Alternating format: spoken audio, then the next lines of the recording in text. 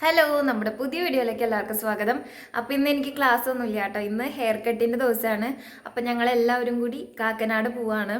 അപ്പം ഞാനിവിടുന്ന് നേരിട്ടാണ് പോണത്. അപ്പോൾ ഹെയർ കട്ടിൻ്റെ ദിവസം കേട്ടോ. അപ്പം അതൊക്കെ കാണാം. അപ്പം എന്തായാലും വീഡിയോയിലേക്ക് എടുക്കാം കേട്ടോ.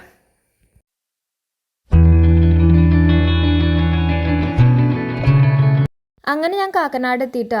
അപ്പോൾ എനിക്ക് വഴിയുടേതായ കുറച്ച് ബുദ്ധിമുട്ടും കാര്യങ്ങളൊക്കെ ഉണ്ടായിരുന്നു. പക്ഷെ കഴിഞ്ഞ ആഴ്ച ഞാൻ ഇതേ സ്ഥലത്ത് തന്നെയാട്ടോ വന്നത് ഫയർ ആൻഡ് സേഫ്റ്റിയുടെ ക്ലാസ്സിന്.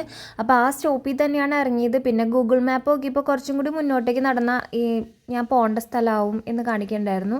അങ്ങനെ ഞാൻ സലൂണിലേക്ക് എത്തിയിട്ടുണ്ട് കേട്ടോ. പക്ഷേ എൻ്റെ കൂടെയുള്ളവരൊന്നും വന്നിട്ടില്ല.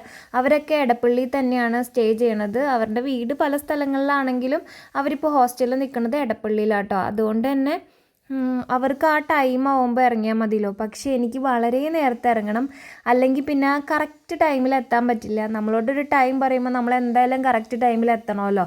അപ്പോൾ അതുകൊണ്ടാണ് ഞാൻ കുറച്ചധികം നേരത്തെ ഇറങ്ങണത്. ഞാൻ വളരെ നേരത്തെ ആയിപ്പോയി. 10 മണിക്ക് ഞാനിവിടെ എത്തിയിട്ടോ. ഞങ്ങളോട് 11:30 എന്നാണ് പറഞ്ഞത്.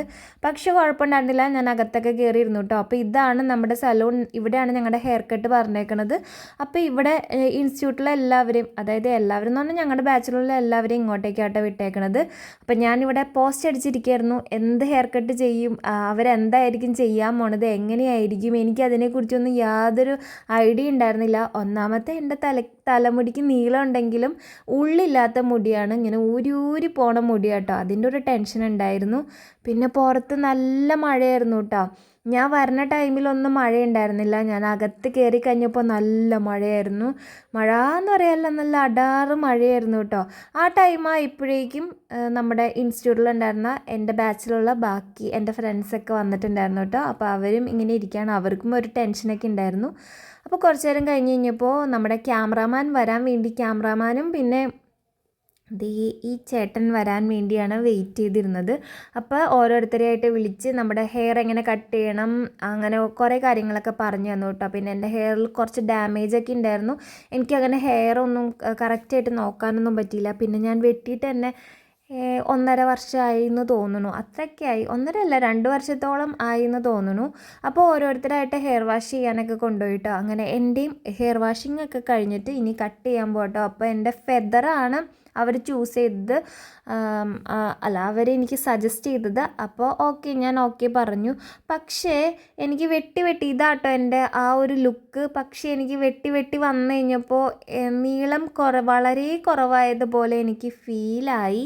പക്ഷെ കുഴപ്പമില്ല, കാണാനൊക്കെ നല്ല രസമുണ്ടായിരുന്നു. നമുക്ക് ഇൻസ്റ്റിറ്റ്യൂട്ടിൽ ഒന്നല്ലെങ്കിൽ ഹെയർ ഇതാക്കണം, ബൺ ചെയ്ത് കെട്ടണം. അതായത് നമ്മുടെ ഈ വട പോലത്തെ സാധനമില്ലേ, അത് വെച്ചിട്ട് കെട്ടണം. അതല്ലാന്നുണ്ടെങ്കിൽ നമുക്ക് ബോബ് ചെയ്തിടണം കേട്ടോ. അതന്നെ, അതിൻ്റെ പേര് എനിക്ക് കിട്ടിയില്ല. ബോബ് ചെയ്തിടണം. അപ്പോൾ നമ്മുടെ കൂടെ ഉണ്ടായിരുന്ന 2 പേര് ഹെയർ ബോബ് ചെയ്തിട്ടുണ്ട്.